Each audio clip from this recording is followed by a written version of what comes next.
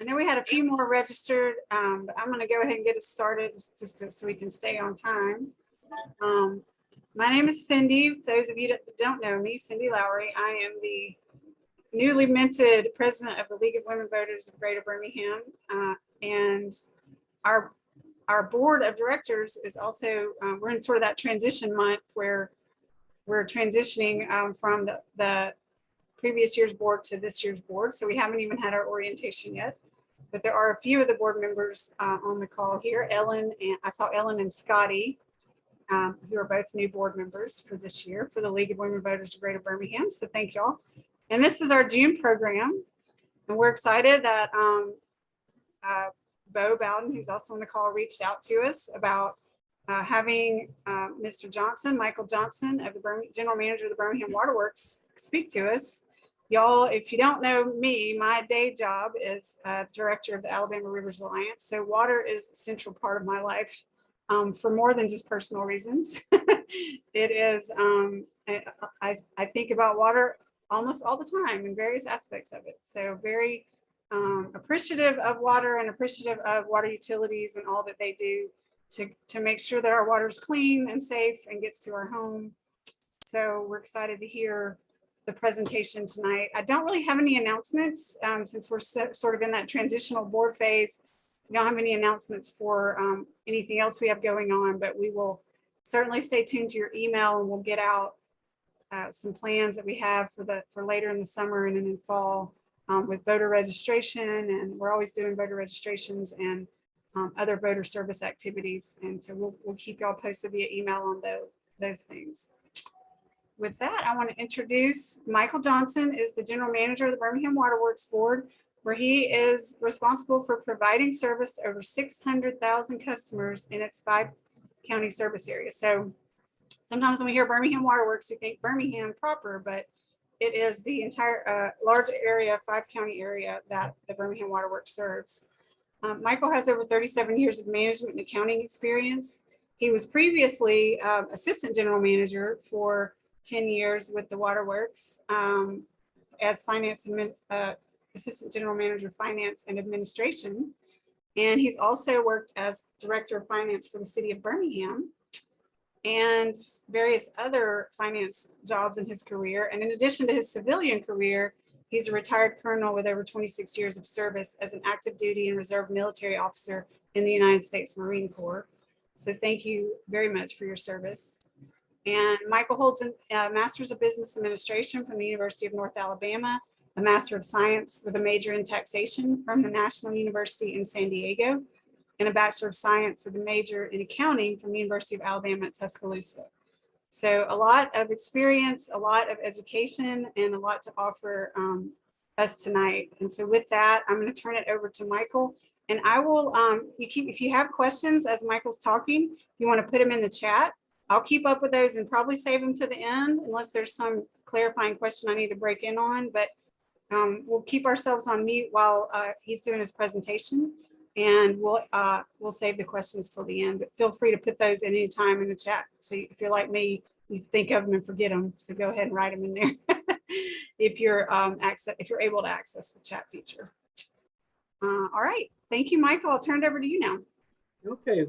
A couple of familiar faces for sure. Scotty, how are you? So I appreciate the opportunity. I really do. One of the things that we try to do here is to engage our customers. Cindy noted that we're in a 5-county area, and actually those 600,000 are customers we serve directly. We serve another 115,000 or so through what we call our consecutive systems. Those are the utilities that we actually sell water to. So it's a tremendous opportunity for me to present to you all. So I'll go ahead and get started now. Yes, before I get started, I've got Rick Jackson, our Public Information Officer here, and I think Bo is here listening in as well. This slide cover sends a message, we hope, to those that we make a presentation to, and that truly we are in this together with all of our customers, all of those stakeholders who have a significant interest in how well we do as a utility and what we do as a utility, and all of it, which includes our environmental groups.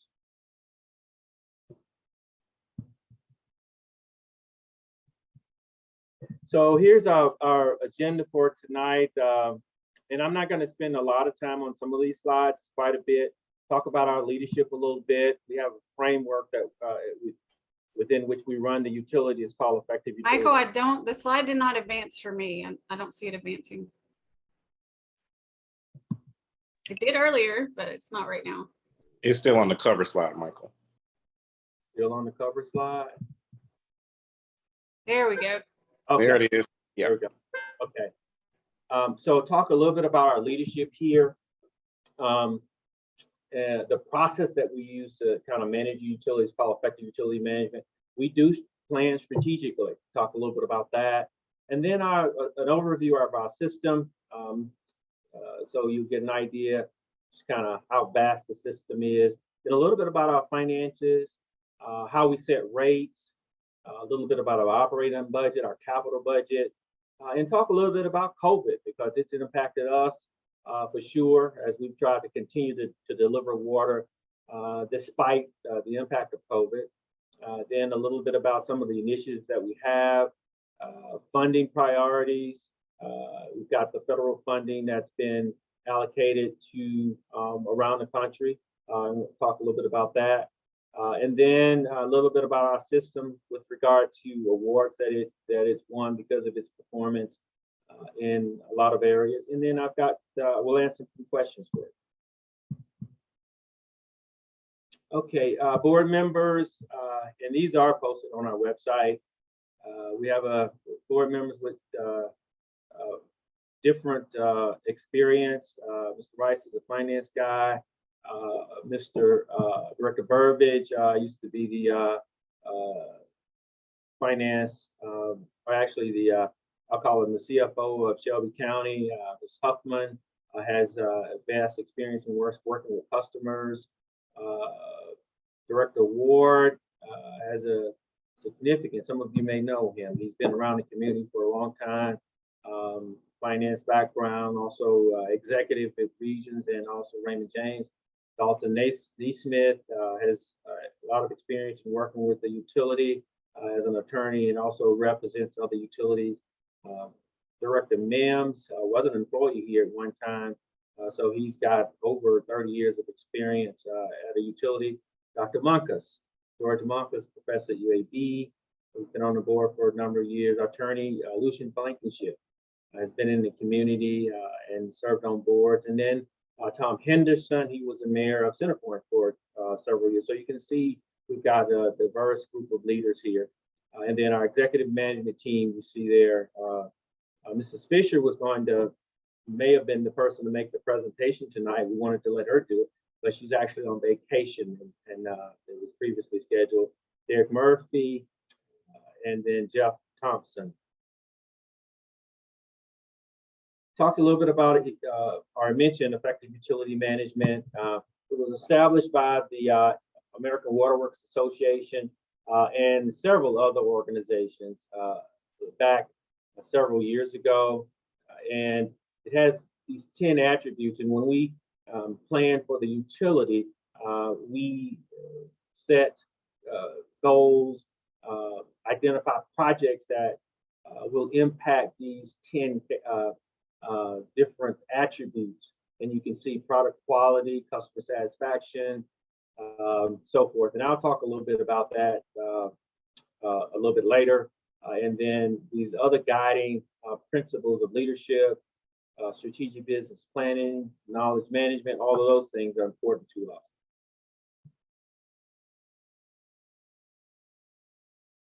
Okay, so we did go through a strategic planning process, and this past year, the board approved the strategic plan. And that strategic plan included working with staff, our board of directors. We even reached out to some of the community to get input on our strategic plan. It's a 5-year plan, covers FY22 through 26. And this is the framework. You know, we worked on our vision, revised that some. Our mission, our values, and these 6 goals are what we identified as very important to us. That's product quality, which, you know, that's the #1 thing that we hang a hat on. And if you all live in the area, you know we've got really good quality water, and we hear that around the country as we visit, and all those that come here to our area to visit and consume our water. Customer satisfaction, that's a priority of ours. Continually focusing on customer service, workforce development. It's always important to keep a good pipeline of people, and that's been a challenge for us, as well as others here, especially this year. And in the water industry, it's really difficult to maintain employees because of the specialized nature of the industry. And for some reason, you know, individuals just don't flock to the water industry. And there's a lot of reasons for that. One of them is awareness. We try to do things to track candidates here to the utility.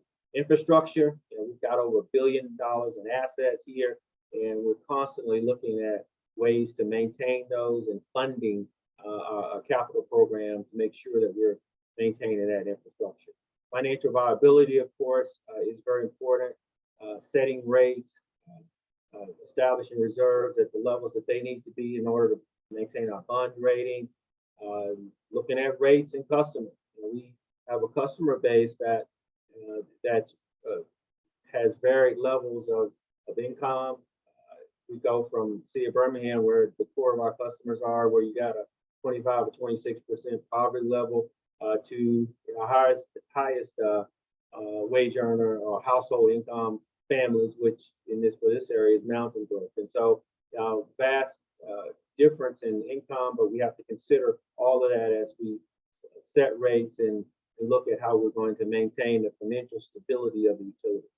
Effective governance. We've got our board of directors that is responsible for policy setting here. You know, we like to think that we're a team in terms of they set in policy operationally. We run it as executives here, managers, supervisors. But it's important that our governance is where it needs to be, because that's important, as you all know, to make sure you can manage long term. And then we establish some goals in each one of those areas. So water system overview, huge plants that we have here. So we're in a 5-county area. And for some of you all, I know Cindy may know, and some of you others may know, but we pump water from as far as in the northwest, you've got Smith Lake. That's probably about 45 miles away. Our Sipsey intake is up there. And then if you go down to the southeast, we've got our Mulberry pump station, where we pump water off of the Blackwater Warrior River. And so you can see this is a large, huge stretch of pipe that we have in the ground to bring in raw water. And then up in the northeast, we've got inland lake. And down here, just in the backyards, we've got Lake Purdy. So 4 large intakes that feed our system. The significance here is when you look at it, because of the terrain, you know, we have boosters and a lot of storage tanks throughout our system, so that we can maintain water throughout the system and pressures and so forth. So I talked about the 770,000 customers, 4 large intakes, 4 filtration plants, 4,000 miles of pipe. And right now we've got enough water through 2050. But again, you know, that's one of the things that we have on the table now is to do a study. We don't have any risk of running out of water. The only risk that we have from time to time is maintaining, let's say, one of our toughest sources to maintain, or we have to watch, and that's the Warrior River, because it's an industrial waterway. Some of you may not know that. And so from time to time, there could be industrial waste that could be put there in violation of ADM rules and regs. And so we have constantly monitor that. But we got plenty of water that we just need to sell more. Okay, so I talked about our raw water plants. We've got four of those, and we've got 4 finished water plants. Most of you might see that Shays Mountain plant. That's our largest plant. Western is just below that one, and then Putnam out near the airport, and then Carson up in the northeast.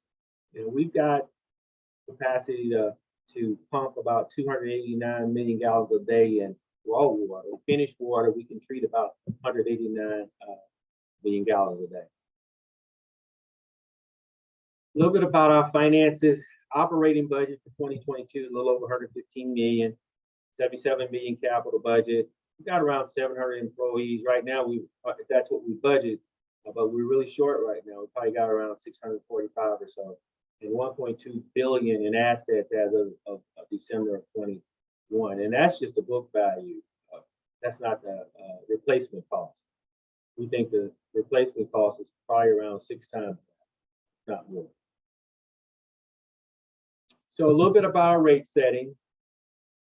So we have a very refined process that we use to set rates. So we look at what our revenue requirements are, and that's based on what our operating and maintenance budget needs to be and what our capital budget needs to be. And also demand, and that's the amount of water we think customers are going to use.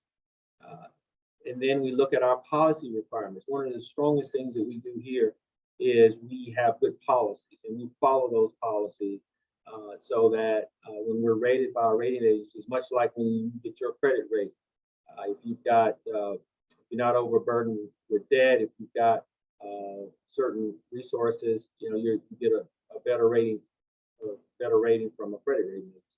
Same with us, except much more comprehensive. And out of this process comes our rates. Rates are a byproduct of this process. So for 2022, we had a 3.9% rate increase. Our revenue budget was 211 million. O&M expenses, a little over 115 million. And then I'm gonna jump right down to the bottom of this slide. Here's a significant item for us.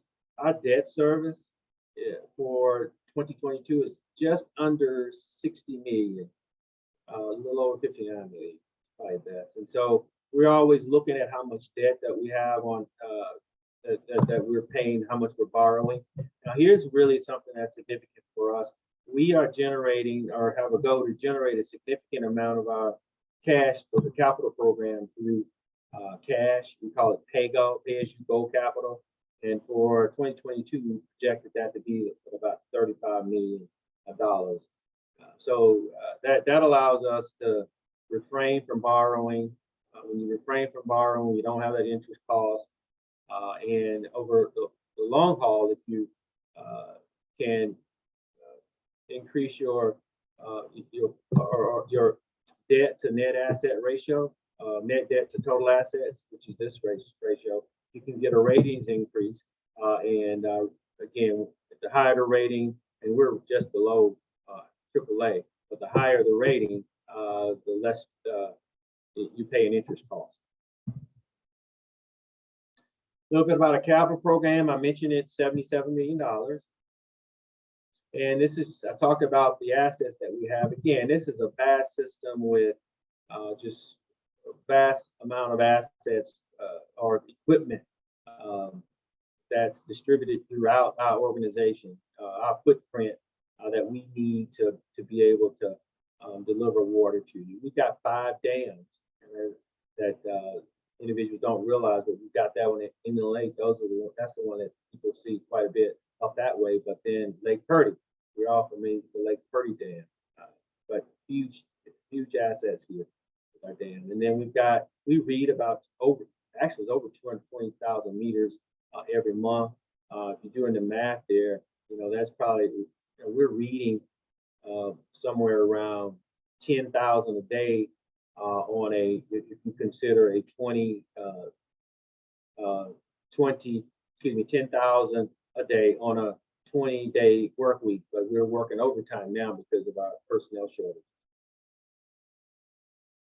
So capital planning, that's our Shades Mountain plant. Most of this capital planning we do is because of regulatory requirements. Last thing we want to do is violate any regulation. And you all may have gotten the CCR in the mail, Consumer Confidence Report, here recently.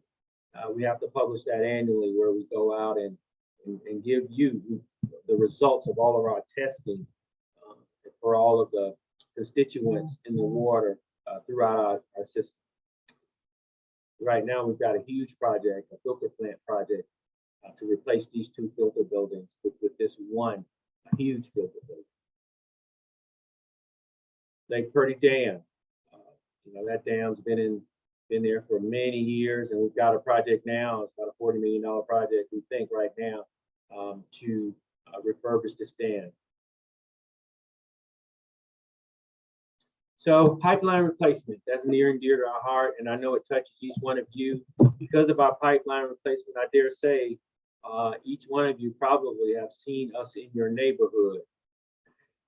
We are spending about $30 million. The budget is about $30 million a year in our pipeline replacement program, and you can see why. That's this kind of pipe in the ground in many places throughout the city. And the Birmingham Water Works acquired a number of utilities back in the day. And because of that, it took on a significant responsibility to replace a lot of that old pipe, and we're still doing it. You can see here, we've got this galvanized steel pipe. That's about 14% of our system. And it causes about 67%. That and galvanized steel, unlined cast iron rather, causes about 67% of our maintenance activity. So this 4,000 miles of pipe we have in the ground, that'll get you some parts of California and back to Birmingham. So yeah, this is a huge focus of ours. You're talking water pressure issues, loss of water issues, water quality in the house issues. So we want to get this out of the ground, and we're making a lot of strides in doing it. This is another example of a pipe that we took out of the ground. One of the things that we do when we repair, and we don't do as much of this because we try to repair longer strands of pipe because with a lot of this pipe, and it depends on the budget, if you do this, you try to clamp it, provide a repair like this, before you know it, you're back out repairing a leak that may be really in the same hole, or where you previously repaired, or very close to it. And so that's when you have situations where you got a lot of patches in the same area. But what we're doing is we're replacing, and have done for some years now, we're replacing longer lines, longer strings, so that you don't have that problem. And you may not know this, but the water infrastructure is designed to stay in the ground for a long time. But some of this has needed to come out of the ground a long time ago. This 90+ years, we've got about 124 miles of that. And you can see 80 to 90 years, about 80 miles. And you can see this is where our priority is. This is that unlined cast iron and galvanized. And again, it's in some of these areas where the utility took over the system.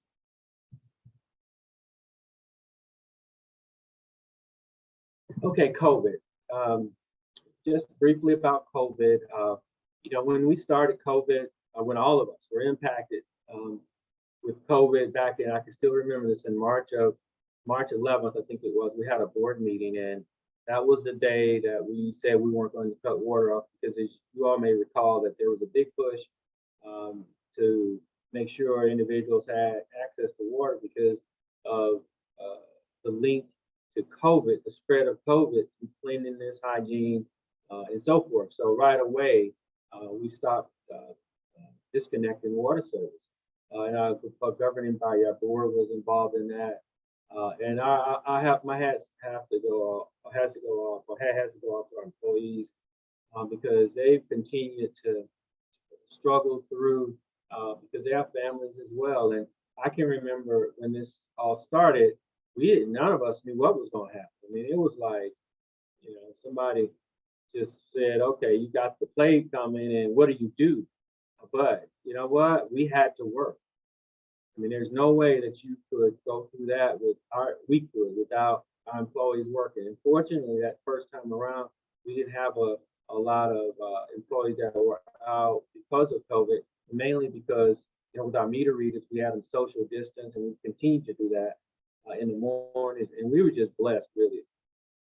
Everybody. We were just blessed that we didn't have a problem the first time because it was really, really rampant. Employees work, they work. We had a significant number of delinquent accounts. We still do, but we're managing through that because we're not cutting off water right now. We value customer service, and we mobilize this whole utility. It seems like when a customer calls and there's an issue, like even the billing issue that we have right now, it's our focal point, and we're working night and day to see what we can do and we are making significant progress with that. Distribution system maintenance, I can remember, we maintained leaks, repairing leaks during COVID, and I can remember getting calls from individuals that were we had to shut water off in COVID.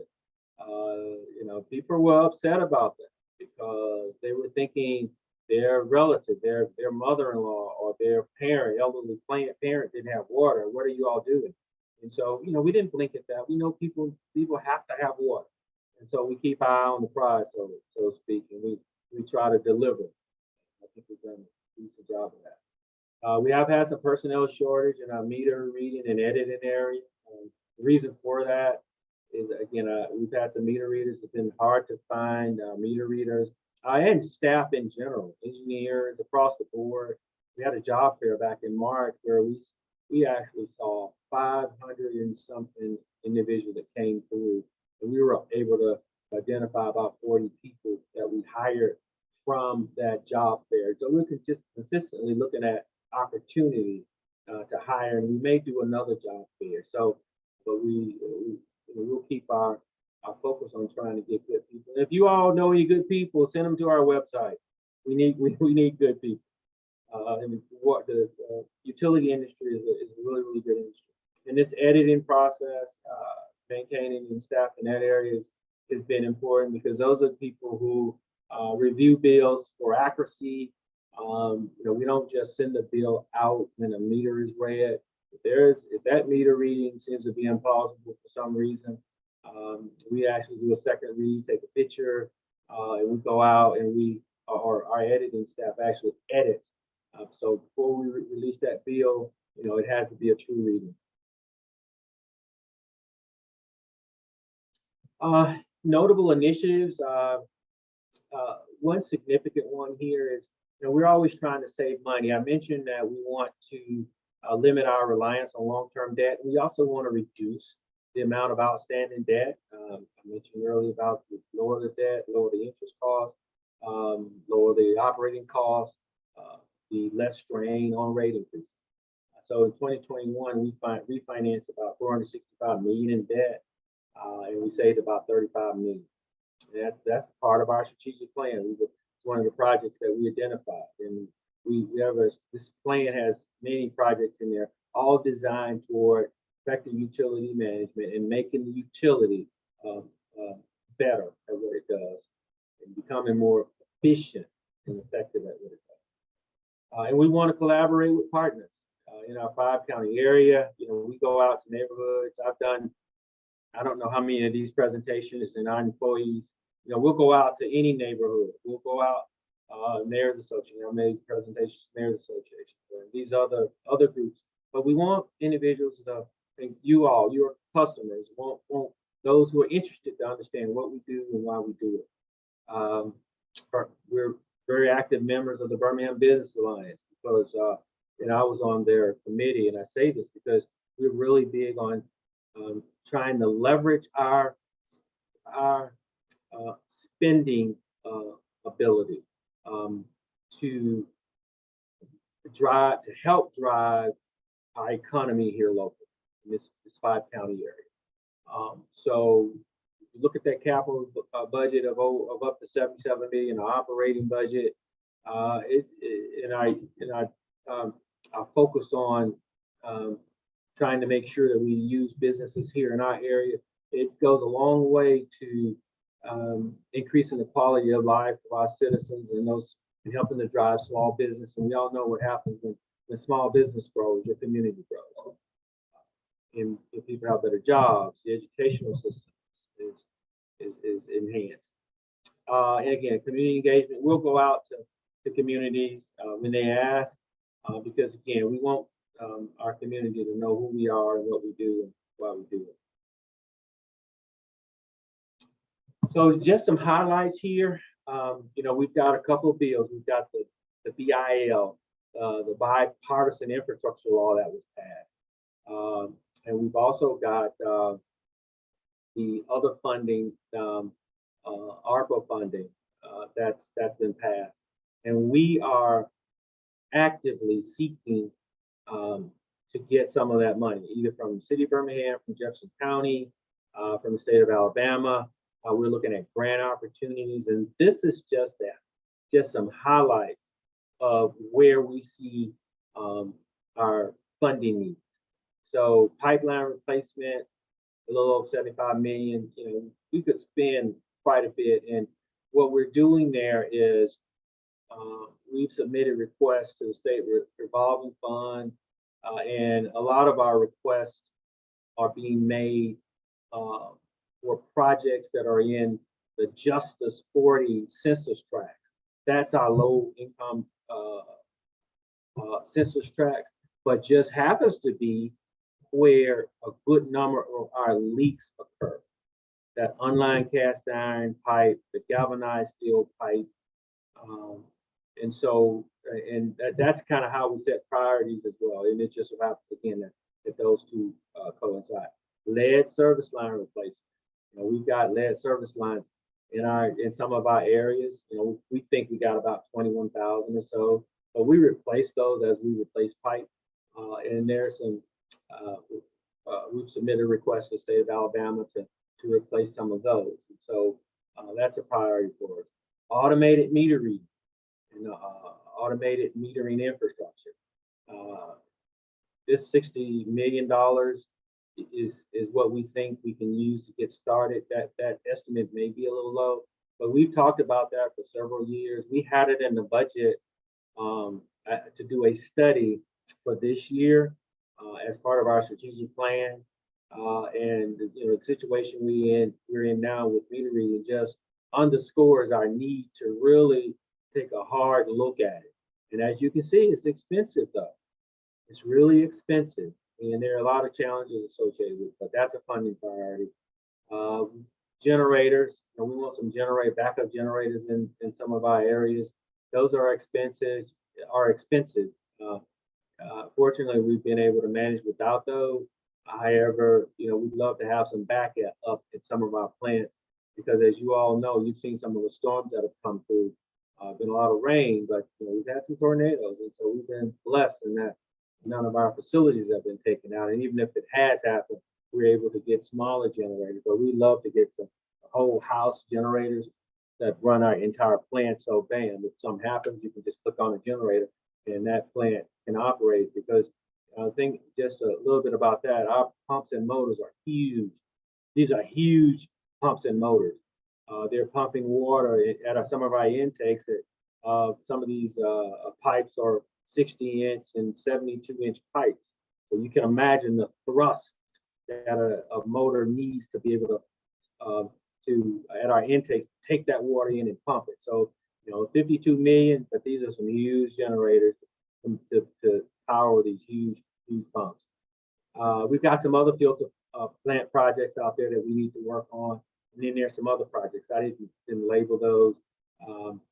We have a facilities assessment going on now, and we've identified some projects that we need to do at these facilities. And it's never ending. That 1.2 billion, all of these structures that we have here, it's just constant maintenance. You can imagine your house, and your house doesn't even scratch the surface of what you have to do there with this utility. to keep good quality water coming. It takes a lot of effort and money.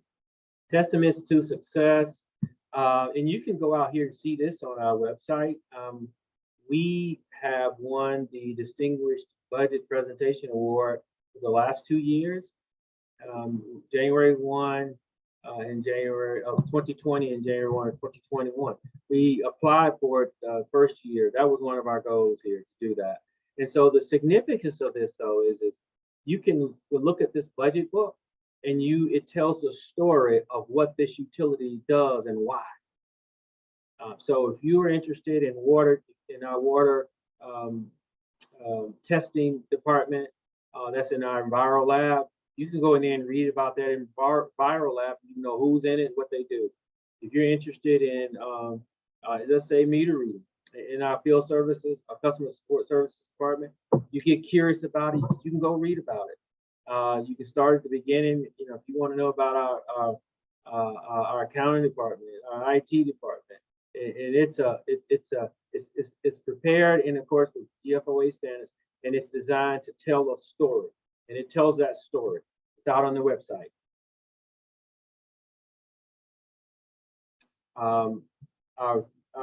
The utility has won awards from the Partnership for Safe Water, and all of these are plant-related awards that where a plant is evaluated on providing high quality water and meeting all of these regulatory requirements.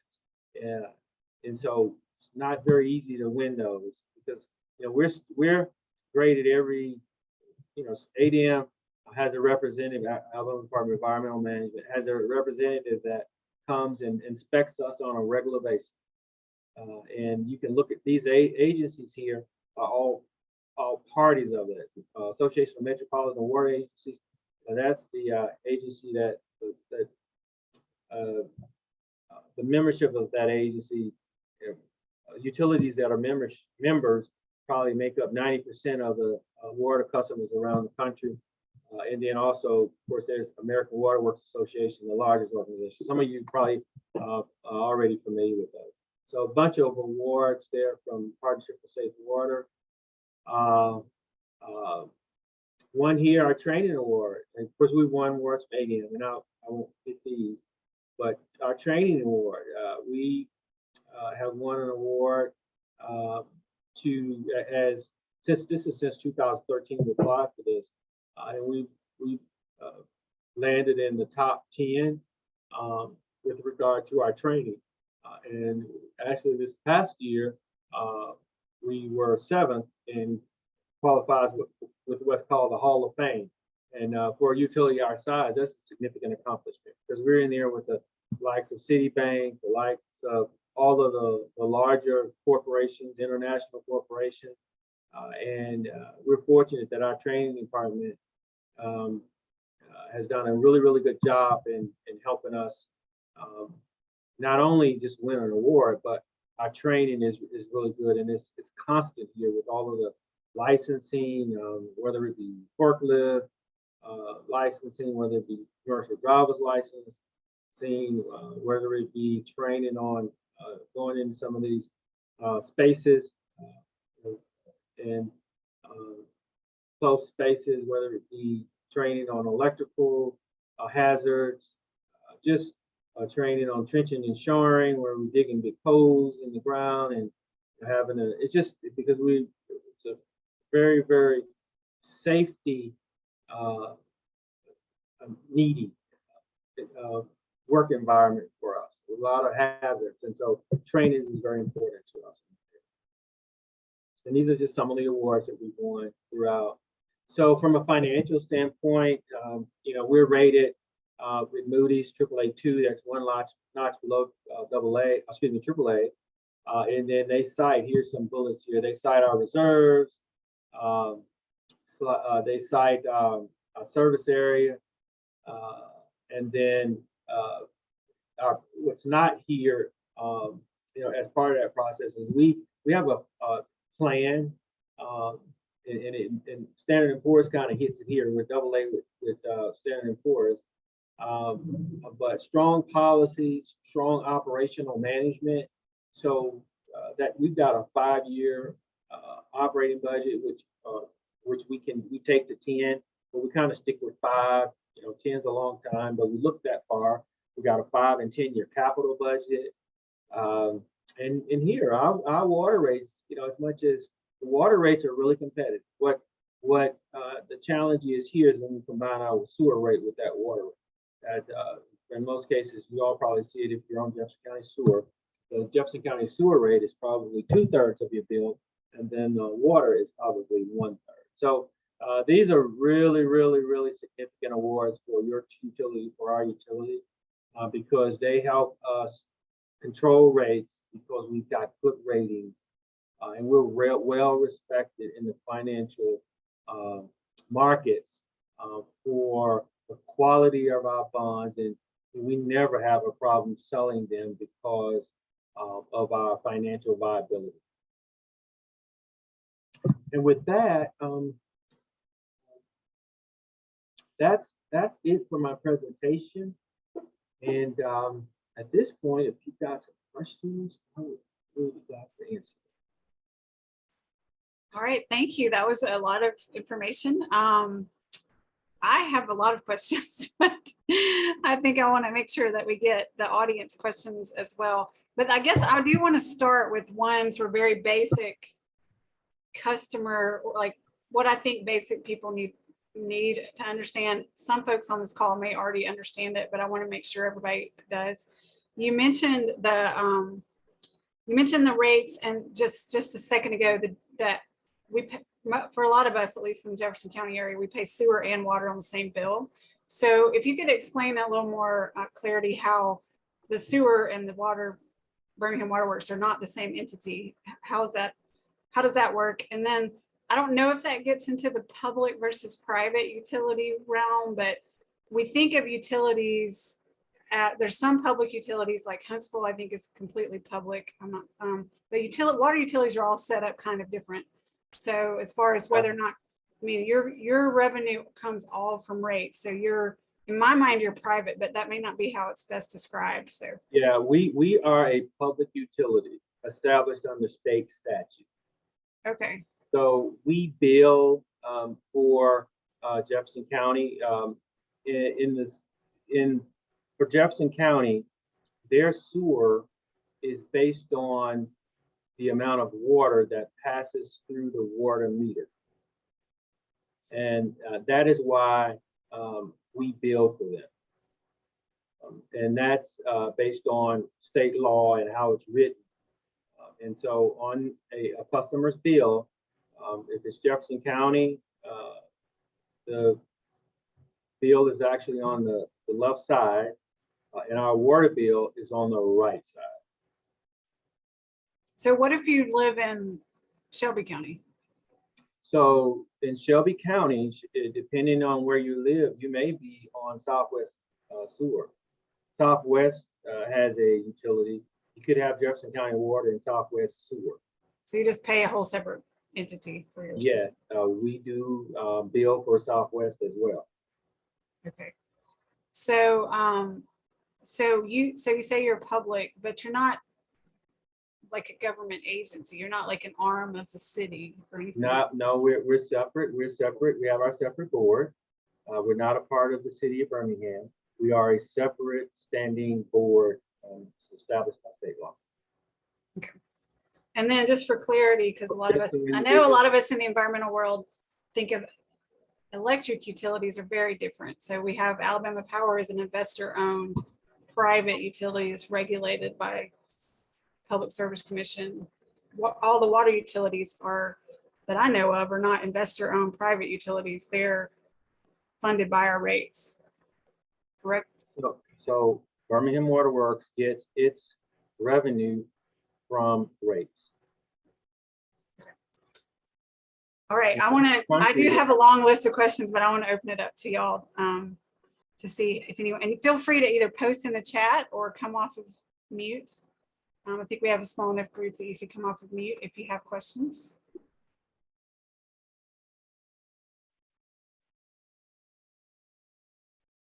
I'm going to give y'all a few minutes and then I'm going to keep going with mine.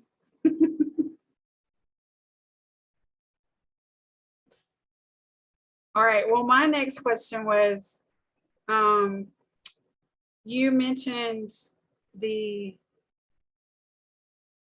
fact that you guys didn't shut off water during COVID, and we were really appreciative of that. I know a lot of people, that was very helpful to a lot of people.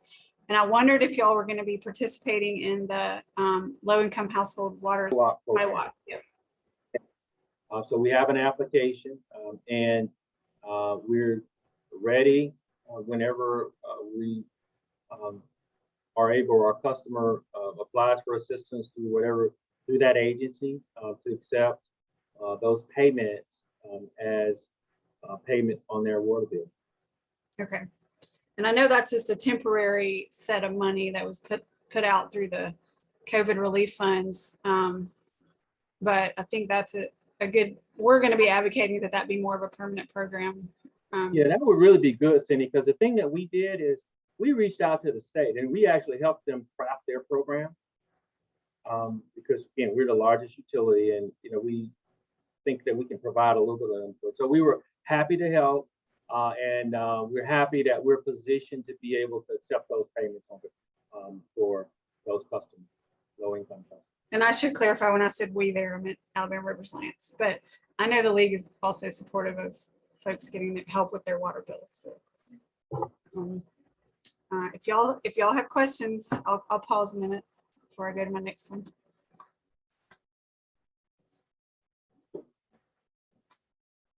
All right, I'll keep going.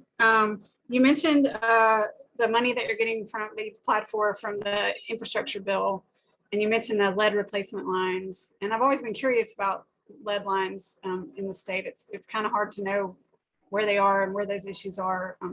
Can you say where you think those are, or at least how you guys determine if there's problems with lead? So what we do is, as we replace pipe, if we run into any lead service lines, based on our sampling process, we will replace them. So we're required to sample. Now, if someone is interested in knowing if they might have a lead service line, our website has a listing that you can go in and check on our website. Okay, and on that funding, it also, my understanding is some of that funding can go to replace the line from the street to the home. Is that something y'all are? Yes, we hear, we're playing it by ear because they are, I guess, a little bit deliberate about letting that funding go, and we don't know if we're approved or not. But yes, that's what we understand. Not only replacing our part of the service line, but also on personal property, which in the past has not been the case. Great. And then I did not see on the list for the infrastructure applications anything about emerging contaminants, and I believe there is some money for that as well. Do you guys test for that? Do you have issues with any emerging contaminants? We don't. PFAS is out there right now, but we don't have any issues with emerging contaminants. Right now we're testing for every constituent, every potential contaminant that we're required to test for. But again, we're keeping eyes on PFAS. Okay. And we don't have a PFAS problem in our area, though, for sure. Yeah, that was one of my questions. So yeah, we don't. I'm not saying that there's zero, but we don't have that problem here. You see some of the areas, you can imagine, what you follow it a little bit. I know, Cindy, being in that business, you've probably seen some of the areas where that's more prevalent, and it's because of that foam that they use in some cases in those. Yeah, there's big time issues in Tennessee watershed. Yeah, it's up in the Rust Belt of the country. So I have two more questions. One is, you mentioned when you talked about the rates, you had the little slide that showed, revenue requirements, demand projections, and then the little block said financial policies. Right. Are those policies that y'all set, or are those state policies? What are you referring to as your financial? They are internal policies. As an example, we need to keep a certain amount of cash on hand. Okay, because you know, it's like at your house, if the air conditioner breaks, you know, you pray that you have some money that you save. Debt service coverage. I mentioned that we had about $59 million in debt. We have a policy that determines how many times our operating income should cover the debt service. In other words, you know, we don't go out and buy a $100,000 car on a $30,000 income, you know, and have a, I don't know, I'm just throwing this out, a $5,000 a month payment. We just don't do that. You know, we have our operating income has to cover our debts so many times. So that policy is probably the most significant because it drives revenue requirements. It drives your expense, your budget. And then I will say this though, another important one is that our PAYGO policy, that's a formal policy. And this board said that it wanted to fund a significant amount, and right now it's 70% of its capital budget by 2028 with internally generated cash. So that you may remember that I showed a $34 million number. That's huge cash generated to fund the capital program. That's money that you don't have to borrow. So those are that PAYGO policy, our debt service coverage that we've required to have. Those are, I guess, those are probably the two. And the cash on hand, days cash on hand. And I believe I saw a press release. You guys just got a big loan from EPA. Yes, with you. And what's that supposed to go to? Yeah, that's a great question. So what we try to do is and this is helping us because those WIFIA loans, there's significant advantage to those. And we're the first utility in the state to even get one. So and tell us what WIFIA stands for. Yeah, it's the Water Infrastructure Financing and Investment Act. Water Infrastructure Financing and Investment Act. So it was a program established by EPA to be able to provide low interest financing for capital projects. So our allocation, I think it would be 150 or there, but I'm maybe a little bit off on the number. But the point there is the interest rate is significantly significantly less than if we were to go to the bond market, even though we get a good interest rate there. So not sure what it is right now because the interest rates have gone up. Of course, the interest rates have gone up on bond finances too. There's probably about a 2 percentage points difference. In other words, bond financing for us would be about 2% higher than it would be for a WIFIA loan, for that WIFIA loan. And the other thing about the WIFIA loans, you got so much more flexibility with it. When you issue bonds, they give you all of that cash at one time, and it kind of like sits there, and we spend it probably within 3 years or so. But with the WIFIA loan, you don't have to. It's like a line of credit. You just draw on it, and you only pay interest on it if you draw it down. And at some point, if we don't want to draw the rest of it down, we don't have to. So really, it's a really, really great program with low interest rate, a lot of flexibility. And how are you guys planning to use those funds? Yeah, so right now, we're talking maybe potentially infrastructure replacement in Lake Purdy Dam. So we got a whole bunch of bad pipe in the ground, and that's where we really want to focus. But we'll, the thing of what we're challenged with now is managing, and we applied for that WIFIA loan before all of this like BIL money and ARPA funding. So now we're trying to, we feel like we're in a really good spot because with the WIFIA loan, not having to potentially draw it down is a good thing. And some of this SRF money, it has a principal forgiveness portion. Yeah, I heard you say that you're applying in some of the Justice 40 census tracts, and we are monitoring. We Alabama Rivers Alliance are monitoring the state revolving loan funds and infrastructure dollars that are going through ADEM to make sure that they're complying with Justice 40 and that well, that's great. That's great. prioritizing those communities. Yeah, there's a lot of moving parts when it comes to that, and we think that if we're awarded those, and we've been encouraged to submit our applications, and we feel good about where we are. One of the things that we have a really, really good GIS department here, and we can lay and tell you where everything is on the ground here. And so when we submit our application, it's really a good quality application. And we know, where this pipe is, and we can easily communicate what we need and why we need it. So hopefully, at least we'll pass the application process with flying colors. Great. Well, my last question is a little less about finances. And I know the league, as well as me in my Rivers Alliance hat, are very interested in protection of the environment and protection of our drinking water sources. And I know that there's a lawsuit. I don't want to get into some of that stuff around Lake Purdy, but you mentioned the different assets, the different water sources where you get the water from.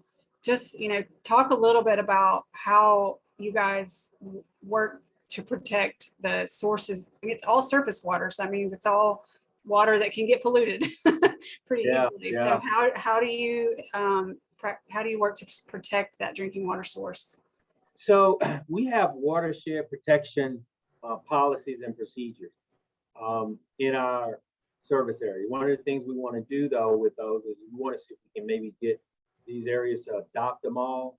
But if anybody's in our watershed and they want to do development, if that's the case, there are certain things that they have to do, but there are certain things that we will not allow in our watershed. And so we monitor that for any business that's in our area that wants to do a development or whatever the case may be. If this property we own, we don't, that's something that we will not do. We don't develop in our service area or within property that we own. So we monitor whether it's Vestavia, whether it's City of Birmingham, which is where typically quite a bit of it seems to be. We'll attend the zoning meeting and monitor all of the business activity. And we also have a staff of personnel that to our area, making sure that we spot issues that may be happening. And we've got individuals at our Lake Purdy, we've got up at our Inland Lake, Mulberry, Smith Lake.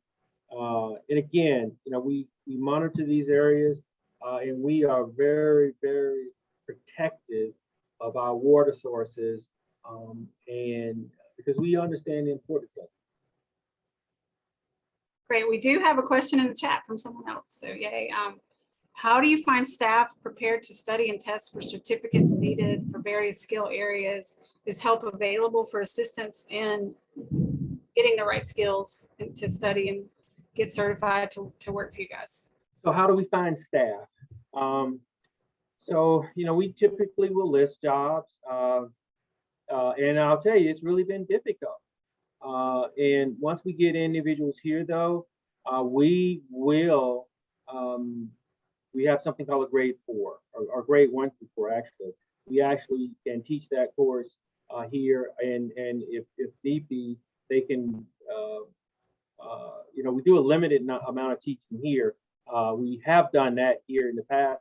We send them down to the state of Alabama and we'll reimburse that individual for getting that grade 1 through grade 4 license. If it's backhoe, we train them here, but we do hire individuals that have certain basic skills, and when they get here, we do train them and give them the opportunity to acquire those other skills that they may need. If someone comes in here as what we call a utility 1 that is just working and helping to repair leaks, if that individual wants to go get a CDL, commercial driver's license, we encourage them to do that. But we encourage individuals to just reach out to us. We're trying to be innovative, creative with what we do. But frankly, we're having challenges, and we're looking at, we try to really screen individuals before they come to work here. But we're saying, well, is there some other opportunities to hire people who work at certain areas and may have done something 20 years ago, and that we want to bring them in because it's really difficult to find staff. So it's evolving for us. We've actually hired 4 search firms, and they're not getting paid unless they actually find a candidate, but they are targeting certain areas of our company, whether it's engineers, whether it's accountants, with other professionals, whether it's, we have a staffing agency that we work with just for laborers. And so, we're pulling out all of the stops because we're not really staffed internally to handle and pivot as quickly as you need to. But it's a moving target for us. One of the things we want to do, and if you all hear anything, give us about something, give us a call. But we want to partner with our junior colleges. One of the things that BBA is doing, I mentioned them earlier, is workforce development is huge for our whole community. We've seen construction companies limit what they can do or be impacted because they can't find laborers. Again, we're trying to pivot and attack what we need to attack based on what the situation is. And there's a myriad of things that we're doing. But when we get somebody in the door, if they meet a basic requirement and they have some initiative, they can do things here. We have a tuition reimbursement program here that you can get your BS degree, you can get a master's degree here if you come to work, if you really want to, and we've just increased that to, we have a sign-on bonus for individuals, and that's for professionals and for hourly employees. We started looking around and we saw McDonald's hiring at $15 an hour. What we find here too is individuals, the generation now, we don't think, at least this is me speaking, but I think a lot of people share this, we don't expect them to sit somewhere for 30 years anymore. So you got to meet them where they are. And so we're trying to do that with our packages. We're even looking at our retirement plan to see if there are some tweaks we can make, because all we got now really is a defined benefit plan.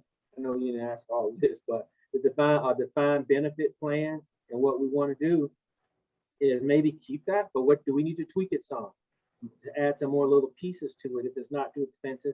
We got a 457 plan that everybody, it's voluntary, but do we want to add another plan, maybe a 401k where we make, so there's a lot of things that we're looking at to try to address what we think the behavior of the workforce is really some now and in the future, so that we can attract and keep them. That sounds great. And I don't know if you're able to see the chat, but you got to thank you for that answer. And thanks for working with community colleges and workforce development. And we have another question in the chat is, have you found it necessary to increase security in recent years? And if so, what steps have you taken? And Yes, I'm not sure if that means like the security of the water system or security of your employees or both, but both. So let's talk about security of our infrastructure. With 9/11, when that happened, everybody, we see it every day now. When we go to the airport, it's your buildings. I probably don't need to speak about that, but from a utility standpoint, we have, not to get into too many details, but all throughout our organization, we have significant security. And then with cybersecurity, you ask people, not just me, what keeps them up at night is cybersecurity is a huge thing. I remember this has been probably four years ago. I remember I was reading the Wall Street Journal, and there was one company, I don't remember where it was, but they had a cyber attack, a ransomware attack. And I think that may have been the first one that I'd ever heard. Now, and let's fast forward and see where we are now. So we understand the risk, and we're positioning ourselves, or have, to maybe fight that. But it's constant with firewalls and having the right kind of equipment and firewalls in place. And you can imagine what our challenge is, given that, if you look at all of the individuals that's accessing our system on a daily basis to pay their bills, just to look at their bills. And so, we feel about that 200,000 customers, and potentially, depending on how you access it, you can imagine out of those 2.12 times 200,000, that's 2.4 million. You can look how many IP addresses that potentially our system has to filter, figure out who they are. So, you know, it's a challenge, and you know, we try to, you know, make sure we're doing things to protect our system. Great. Are there any other questions from folks still on the call? You can feel free to come off mute. All right. Well, seeing none, I think I got all of mine answered, at least for now. And really appreciate your time and this information. I think it's so important for people to know where the water comes from and how the water utility works and where their bill goes to and all of those things. When it comes to protecting water from the source to the tap, it's essential to know all that business side of it in between. And I know it's a lot of work and it's important. And we thank you for your time. We thank you for being here. Can I make one last comment? Yes, absolutely. So, you know, the billing issue that I mentioned, you know, our people are working day and night to edit bills, you know, and because we realize, you know, that the impact that it has on a customer when they don't get a bill every month. And so, you know, we're working through it. Believe me, it's not where we want to be with our customers. And so, but if you hear of anybody that asks you guys, just be patient with us because we can see the light at the end of the tunnel. You know, I think our staff are working through it because it's been a challenge. And, you know, it's one of those things where you wake up in the morning at whatever time it is, and you don't go back to sleep because it may be on your brain. So anyway, I just wanted to say that just in case you all may have not gotten a bill or something. But we're working through those and we see the light at the end of the tunnel. Okay. All right. Well, we know who to call if we have an issue. Well, if there's no further questions, we'll let everyone go have the rest of their evening. Stay safe out there, and I hear thunder, so that could be In the rain. in the rain. And we will stay in touch on your email, and we'll send out announcements about the next program when we get that scheduled. Okay, well, thank you for all those questions. I really appreciate it. Thank you for Have answering. a good evening. Thanks.